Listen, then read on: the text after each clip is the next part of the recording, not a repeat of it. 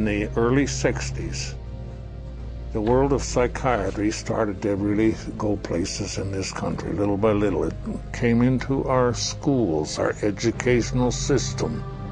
Et en 1965, une nouvelle législation a confirmé ce fait. Les psychiatres avaient obtenu le feu vert pour étiqueter et droguer en masse les enfants dans les écoles. A child is labeled ADD or ADHD the minute he can't sit still for a 10-15 minute period of time, or he talks constantly or ignores the teacher completely. That will get him and earn him an ADD or ADHD label. L'étiquetage du trouble de l'hyperactivité avec déficit de l'attention, THADA, battait son plein en 1987.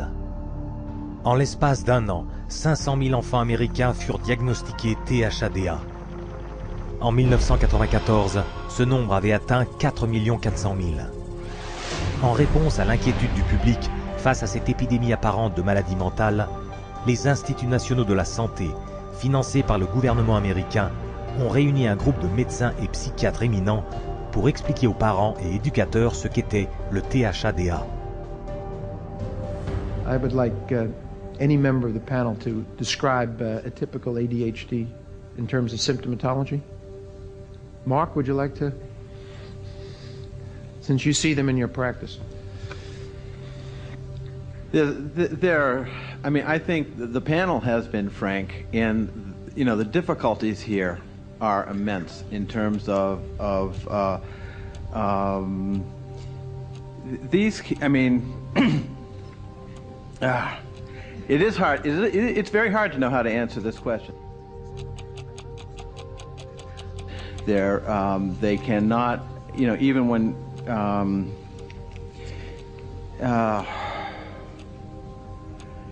They are as if driven by a motive. There are some good clinical descriptions.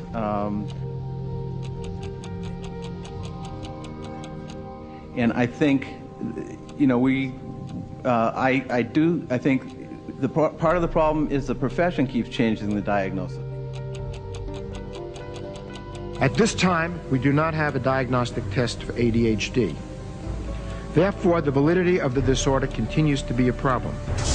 Mais cet aveu choquant n'a pas arrêté les psychiatres des écoles. 2 ans plus tard, le nombre de cas de THADA diagnostiqués chez les étudiants américains se montait à 6 millions. Aujourd'hui, 20 millions d'enfants dans le monde sont étiquetés d'un trouble quelconque de l'apprentissage. Un diagnostic souvent établi en quelques minutes.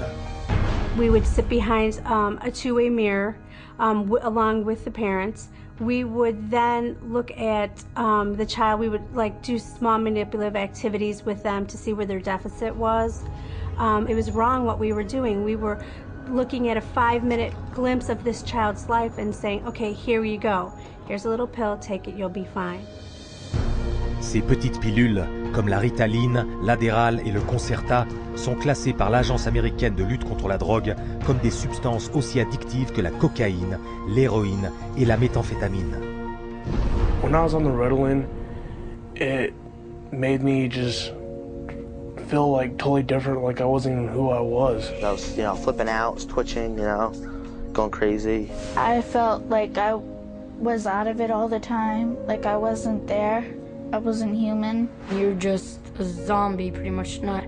You do what you can just to get by and just don't do anything extra. My mother never teased me, but she thought I really had ADHD and I was wrong. And I had something wrong with me. So I thought she'd feel bad and feel sorry for me if I died. But then again, I thought that she would miss me a lot, and I also love her a little more than I wanted to kill myself.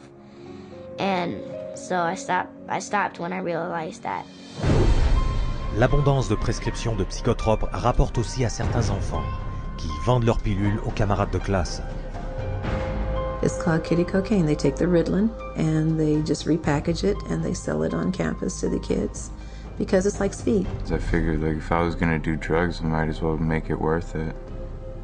And I ended up doing street drugs, and then ended up getting into it really bad. We're looking at marijuana and other things as being gateway drugs, and actually the so-called medications are a greater gateway drug. The Ritalin drugs are backfiring big time, because if the child is already disruptive and he takes cocaine, he's going to be a lot more disruptive after he's taken it. It is not going to calm him down. Boom, she got on the drugs and her personality changed, her behaviors changed, they became erratic and dark and violent, and it was just a nightmare. He kept having adverse reactions, becoming very, very angry. He could not control his behavior, he couldn't control his temper. He was on 5 different psych meds, Prozac and lithium, and he was 7 years old.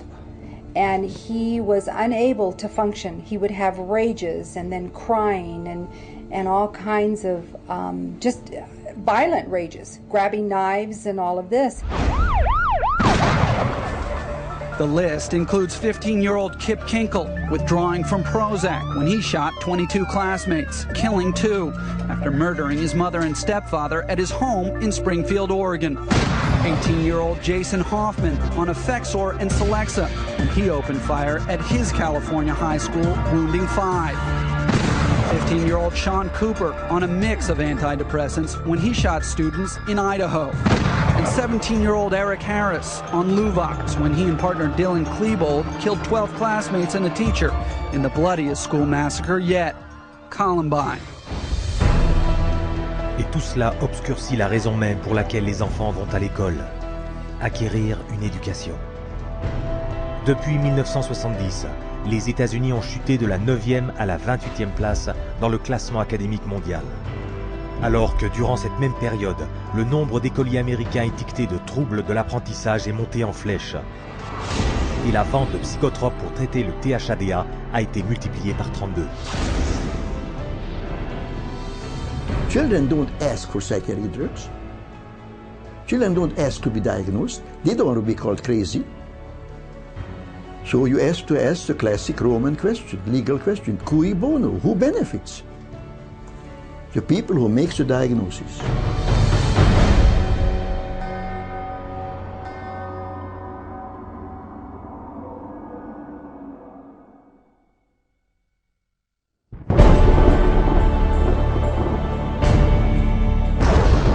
Psychiatry should actually go into government, that politicians should listen to psychiatrists. Psychiatrists should be in every parliament and should direct and monitor political activities.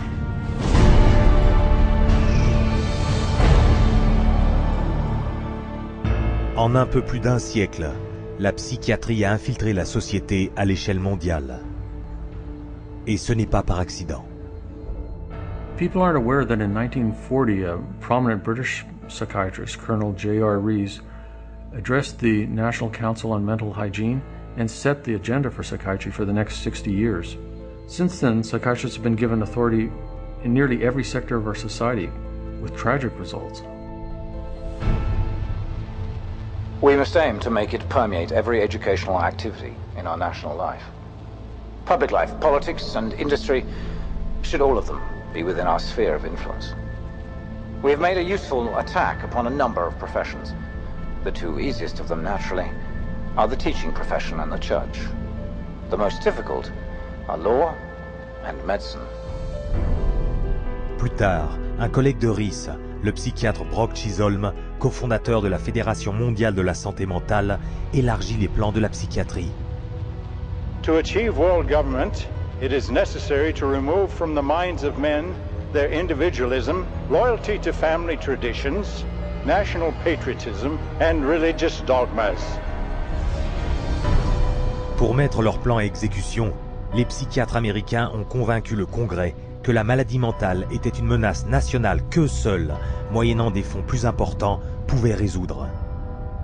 Donc, le gouvernement a accordé à la recherche psychiatrique des fonds énormes, passant de 1 million de dollars par an en 1946 à 1,4 milliard de dollars aujourd'hui, une augmentation de plus de 139 000%. À mesure que l'influence de la psychiatrie se répandait en Amérique, elle le faisait aussi dans le monde entier. Derrière chaque crise mondiale, on trouve la psychiatrie à l'œuvre. Par exemple, le psychiatre serbe Jovan Raskovic, qui a demandé la purification ethnique des Croates et des musulmans car il croyait fermement à leur infériorité raciale. Résultat, en Bosnie dans les années 90, un collègue de Raskovic, le psychiatre Radovan Karadzic et le premier ministre Slobodan Milosevic ont établi des camps de concentration dans les Balkans, où à nouveau, un grand nombre d'innocents ont été torturés, violés et assassinés. Un psychiatre militaire a expliqué comment cela avait été accompli. C'est très difficile de tuer millions de personnes. C'est très difficile, techniquement difficile. Les